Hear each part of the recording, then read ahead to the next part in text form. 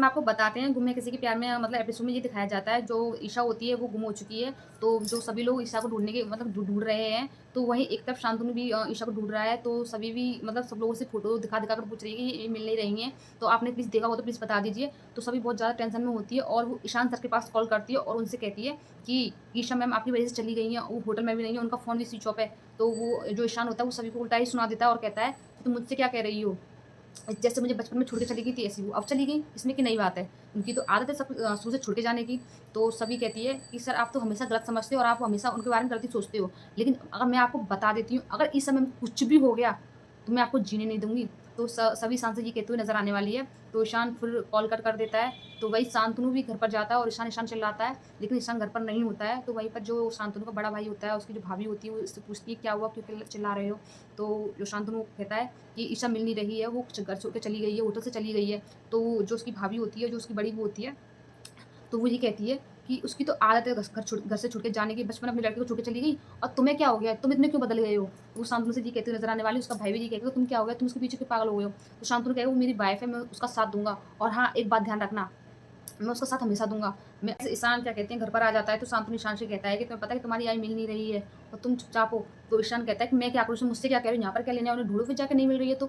तो ईशान कहता है मतलब उल्टा अपने डैड को सुना देता है, लेकिन उसका डैड कहता है कि तुम ऐसे अपनी माँ से ऐसे कैसे बात कर सकते हो? उन्होंने तुम्हें जन्म दिया है, तुम उनके बारे में ऐसा नहीं बोल सकते हो। तो ईशान कहता है उन्होंने मुझे जन्म दिया है तो मैंने उनका हिस्सा बराबर कर तो दिया। तो वो कहता है कैसे कर दिया? मैंने उन्हें खून दे दिया तो हिसाब बराबर, उन्होंने मुझे जन्म दिया, मैंने उन्हें खून दिया तो हिसाब बराबर हो गया।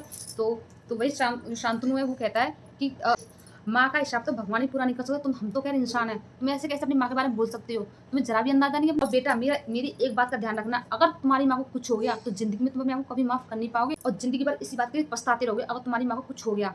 क्योंकि ये सब तुम्हारी वज़ह से ही हुआ है। अगर तुम ना माँ को ऐसा कुछ अपनी माँ को ऐसा कुछ कहते और ना वो माँ होटल से जाती और वहीं एक तरफ जो मतलब तुम्हारी माँ वहीं पर हमने कैमरे में देखा था, वीडियो में देखा था, वो जो तुमने लेटेस्ट चलाए थे, वो लेटेस्ट को लेकर हाथों में पकड़ कर रो रही थी, कितना रो रही थी तुम्हें पता है? और तुमने तो आसानी से कह दिया बेटा कि मेरी आई नहीं है, मेरी आई मेरे लिए मर चुकी है, तुम्हें क्या पता कि वो तुमसे कितना प्यार करती है? तो ईशान को मतलब थोड़ा इमोशनल हो जाता है और क्या कहते हैं और शांतनु वहाँ से चला जाता है और जाते-जाते ये भी कहते हुए जाता है कि एक बात हमेशा ध्यान रखना कि मैं इस घर में कभी वापस लौट के नहीं आऊँगी जब तक मेरी ईशा नहीं मिलेगी। मेरा इंतज़ार मत करना।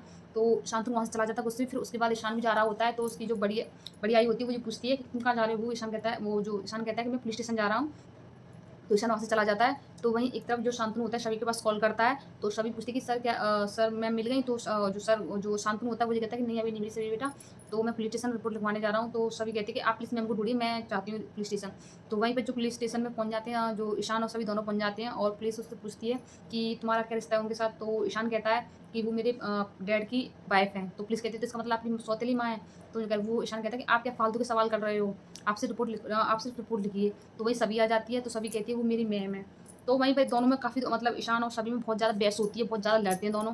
तो वही पुलिस कहती है, "आप दोनों क्या पति-पत्नी से इतना लड़ रहे हो? अब तो एकदम हस्बैंड-वाइफ की तरह लड़ाई कर रहे हो।" तो शबी कहती है, "ये और मेरे पति? ऐसा तो कभी हो नहीं सकता।" तो वहीं ईशान कहता है, "इसे तो मैं अपनी पत्नी कभी नहीं मानूँगा। इस जैसी लड़की को मैं अपनी कभी पति बना ही नहीं सकता।" तो वही शबी कहती है कि, आप क्या मुझे जैसी लड़की को पत्नी बनाओगे? आप जैसा कोई लड़का मिल जाएगा तो मैं अपने आप को ही त्याग दूँगी।" तो शबी ये कहते हुए नज़र आने वाली, दोनों में बहुत ज़्यादा बहस होती है, बहुत ज़्यादा लड़ाई होती है। सो गाइस हम आपको बता देते हैं जो रिपोर्ट दर्ज हो जाती है और दोनों वहाँ से चले जाते हैं। तो जो आने वाला एपिसोड होता है उसमें ये दिखाया जाता है कि जो मतलब पुलिस होती है ईशान के पास कॉल करती हुई नज़र आने वाली और उससे कहेगी कि हमें एक डेड बॉडी मिली है, किसी लेडी की डेड बॉडी, शायद वो ईशा मैम की ही है, ईशा जी की है, तो प्लीज़ आप आ जाइए। तो वहीं ईशान बहुत रोएगा और शॉक्ड में आ जाता है। तो जो और पुलिस ये भी कहती है कि सभी को साथ में लेके आना क्योंकि आप दोनों ने रिपोर्ट लिखवाई थी।